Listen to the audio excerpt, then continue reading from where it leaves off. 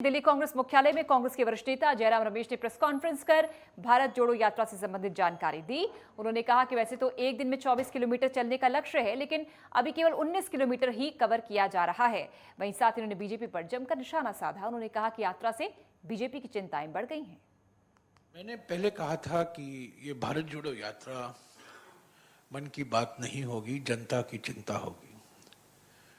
मैंने कभी नहीं सोचा था कि ये जनता की चिंता नहीं बल्कि बीजेपी की चिंता भी हो जाएगी, क्योंकि जिस तरीके से बीजेपी नेताओं से बयान आ रहे हैं, बिल्कुल झूठे बयान आ रहे हैं, बेबुनियाद बयान आ रहे हैं।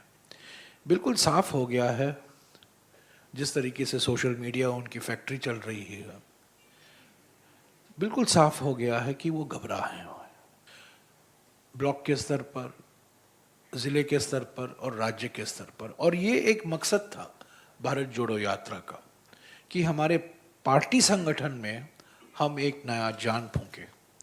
और 5 दिन के बाद मैं विश्वास के साथ कह सकता हूँ कि पार्टी में एक नई जान दिखाई दे रही है, पार्टी में एक नई उमंग दिखाई दे रही है, एक नई उत्साह, नई ऊर्जा दिखाई दे रही है लोगों में।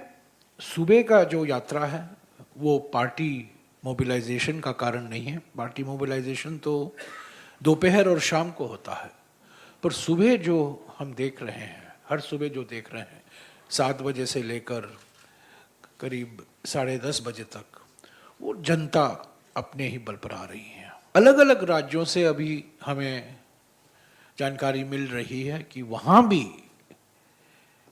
एक नई उत्साह दिखाई दे रही है। तो मैं समझता हूँ कि भारत जोड़ो यात्रा जिस मकसद के से शुरू किया गया था वो सही रास्ते पर चल रहा है, सही ढंग से चल रहा है।